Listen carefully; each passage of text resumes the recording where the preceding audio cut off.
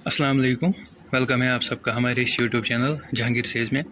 तो जैसे आप सभी बच्चों को पता ही होगा कि कल हमारे स्कास्ट कश्मीर ने अपने यूजी कोर्सेज़ का जो एंट्रेंस है वो कंडक्ट किया है। तो आज हम इसी के रिगार्डिंग यहाँ पर डिस्कस करने वाले हैं कि आंसर की के रिलेटेड हम डिस्कस करेंगे, क्वेश्चन पेपर के रिलेटेड हम डिस्कस करेंगे, पेपर ईजी आया था या टफ था, और बच्चे बोल रहे थे कि आउट ऑफ सिलेबस भी क्वेश्चंस आए थे, वो भी हम इसी वीडियो में डिस्कस करेंगे, और कट ऑफ पे क्या इम्पैक्ट पड़ने वाला है वो भी हम इसी वीडियो में डिस्कस करेंगे। उससे पहले अगर चैनल पे नए हो सब्सक्राइब कर सकते हो, और टेलीग्राम ग्रुप में भी ज्वाइन हो सकते हो। लिंक जो है आपको नीचे डिस्क्रिप्शन बॉक्स में मिलेगी। तो जो आंसर की है मैंने कल ही आपको प्रोवाइड की थी जिस टाइम पर आउट हुई थी, लेकिन अगर किसी बच्चे के पास नहीं है नीचे आप डिस्क्रिप्शन बॉक्स में डाउनलोड कर सकते हो आंसर की और क्वेश्चन बुक भी। तो चलिए वीडियो को स्टार्ट करते हैं। सबू सीरीज़ के लिए आंसर की जो है वो रिलीज़ हुई है, चाहे ए सीरीज़ हो, बी सीरीज़ हो, सी या डी। आप कैसे चेक कर सकते हो? सबसे पहले आपने देखना है कि क्वेश्चन नंबर 1 को आप कैसे चेक कर सकते हो। क्वेश्चन नंबर 1 का जो आंसर है, अगर आपके पास ए सीरीज़ थी, क्वेश्चन नंबर 1 का आंसर जो है वो सी पार्ट है। जो बी सीरीज़ थी उसका क्वेश्चन नंबर 1 का जो आंसर है वो ए पार्ट है। सी सीरीज़ में क्वेश्चन नंबर 1 का बी पार्ट आंसर है, और डी सीरीज़ में क्वेश्चन नंबर 1 का सी पार्ट आंसर है। तो ऐसे आप सभी क्वेश्चन को देख सकते हो। लेकिन अगर आपको यहाँ पर लगता है कि ये जो आंसर की है ये रॉन्ग है, कोई क्वेश्चन में जो आंसर है वो रॉन्ग है, तो आप इस केस में आप क्या कर सकते हो, आप एक एप्लीकेशन फॉर्म आपको फिल करना होगा। यहाँ पर आपने अपना नेम लिखना है, फिर आपने अपना रोल नंबर लिखना है, फिर क्वेश्चन बुकलेट सीरीज़ और बुकलेट नंबर लिखना है।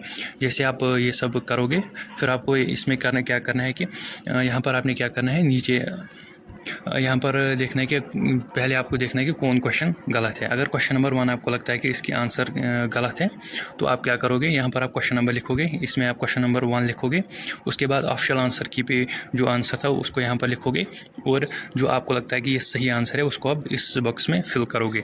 तो फिर आपको इसमें सबमिट करना है और 200 रुपये आपने पे करनी है। लेकिन अगर आपका जो आंसर था जो आपने चूज़ किया था अगर वो सही हुआ तो आपको 200 रिफ़ंड किया जाएगा, लेकिन अगर आपका आंसर रॉन्ग हुआ तो रिफ़ंड आपको वापस नहीं दिया जाएगा। तो आगे बढ़ते हैं और क्वेश्चन पेपर की हम यहाँ पर एनालिसिस करेंगे। तो आपके सामने ये आपका क्वेश्चन पेपर है, कल का क्वेश्चन पेपर है। तो सबसे पहले हम देखेंगे कि पेपर इजी आया था या टफ़ आया था। तो ये जो पेपर है इजी नहीं आया था, आप समझ सकते हो मॉडरेट टू टफ़ लेवल का पेपर आया था। हालांकि ऐसे ही पेपर हर साल स्कास्ट में आते हैं। मैंने आपको पहले ही इन्फॉर्म किया था कि आपको इजी क्वेश्चंस के लिए प्रिपेयर नहीं होना है, आपने moderate to tough level questions के लिए प्रिपेयर होना है, क्योंकि ऐसे ही क्वेश्चंस स्कास्ट में पूछे जाते हैं। तो ईजी पेपर आपका नहीं आया था। दूसरा हम यहाँ पर डिस्कस करेंगे कि आउट ऑफ सिलेबस बोल रहे थे बच्चे कि कुछ क्वेश्चंस आए हैं। आपके जो अराउंड 5 क्वेश्चंस के अराउंड आपके जो है वो आउट ऑफ सिलेबस क्वेश्चन आए थे। जो आपकी जो है वो चैप्टर्स डिलीट हुए या टॉपिक्स जो आपके डिलीट हुए हैं उसी में से 4 से 5 क्वेश्चन आपके आउट ऑफ सिलेबस आए थे। इस क्वेश्चन ने गलत किया है, क्योंकि उन्होंने जो सिलेबस रिलीज़ किया था न्यू सिलेबस के रिगार्डिंग उन्होंने रिलीज़ किया था, लेकिन फिर आज इन्होंने आउट ऑफ सिलेबस भी क्वेश्चन पूछे। इसमें हालांकि हम कुछ नहीं कर सकते हैं, ना आप कुछ कर सकते हो, क्योंकि स्कास्ट आपको बोनस पॉइंट नहीं देने वाला है। ये गलत किया है स्कास्ट ने, क्योंकि बाद में फिर एक एक नंबर पे इम्पैक्ट पड़ता है कट ऑफ के टाइम पे। ये इस एक नंबर का वैल्यू वही बच्चा जानता है जो साल भर मेहनत करता है और फिर 1 पॉइंट से ड्रॉप होता है, उसी को इन 1 पॉइंट की कदर उसी को होती है। हालांकि हम उसमें कुछ नहीं कर सकते, बस अल्लाह से आप दुआ ही करो कि हमें इतने ही पॉइंट्स पे सिलेक्शन हो जितने हमें आए हैं। तो ये भी आपका क्लियर है। और मोस्ट इंपॉर्टेंट अब हम डिस्कस करने वाले हैं कि कट ऑफ पे क्या इम्पैक्ट पड़ने वाला है। तो चलिए हम आगे बढ़ते हैं।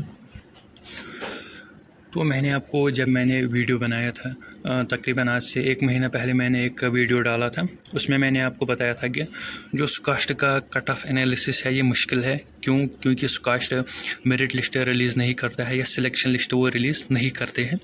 अगर मेरिट लिस्ट वो रिलीज़ करते हैं मैं 2-3 साल के पिछले साल के मेरिट लिस्ट को देखता और आपके साथ डिस्कस करता कि पिछले साल इतना कट ऑफ हुआ था, उससे पहले इतना कट ऑफ हुआ था, लेकिन ये मेरिट लिस्ट आता ही नहीं है, तो थोड़ा मुश्किल ही है यहाँ पर एनालिसिस करना। तो अब मैं बताऊंगा कि आपको कि सेफ स्कोर कोर्स वाइज आपको कितना, अगर आप इस स्कोर में हो तो सेफ स्कोर में आप हो। कोर्स वाइज हम डिस्कस करेंगे।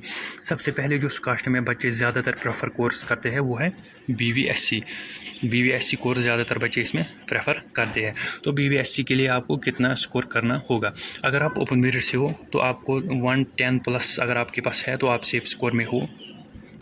ठीक है। अगर आप किसी कैटेगरी से हो, अगर आपको 100+ है तो आप सेफ स्कोर में हो। यहाँ तक ठीक है। BVSC का यहाँ पर डन हो गया। अगर आप ओपन मेरिट से हो 110+ और कैटेगरी से हो तो 100+। हालांकि अगर आपका score in case open merit में अगर आपके 100+ है तो काउंसलिंग के लिए आप ज़रूर जाना। अगर आप कैटेगरी से हो, अगर आपको 80+ है तो आप काउंसलिंग के लिए ज़रूर जाना BVSC के लिए। क्योंकि मैंने पहले आपको बताया कि यहाँ पर गैस करना थोड़ा मुश्किल है। ये जो मैंने आपको रेंज बताया है, इस रेंज में अगर आप आते हो तो आपको चांसेस है कि BVSC आपको मिले।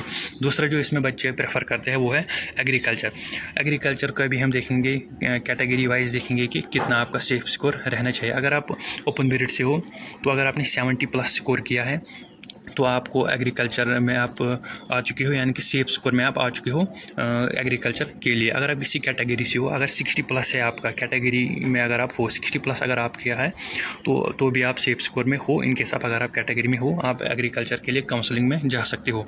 तो बाकी कोर्स जो यहाँ पर है आपका फिशरीज़ हो गया, सेरीकल्चर हो गया, हॉर्टिकल्चर हो गया, उन सब का हम एक ही में डिस्कस करेंगे। तो अगर आप ओपन मेरिट से हो, अगर आपका 50 to 55+ आपका अगर स्कोर है तो आप इनमें एडमिशन ले सकते हो। इनकेस अगर आप किसी कैटेगरी से हो, अगर आपका 40 to 45+ है, 40 to 45+ अगर आपका स्कोर आता है तो आप बाकी कोर्सेज़ के लिए एलिजिबल बन जाओगे। तो ये एक कट ऑफ रेंज था जो मैंने आपके साथ डिस्कस किया है। हालांकि मैं एक और वीडियो इस पर बनाऊँगा 3-4 दिन के बाद, पूरा एनालिसिस करके मैं आपके साथ यहाँ पर एग्जैक्ट कट ऑफ जो होगा उसी के रिलेटेड हम यहाँ पर डिस्कस करेंगे। तो मिलते हैं किसी अगली वीडियो में, तब तक के लिए अल्लाह हाफ़िज़।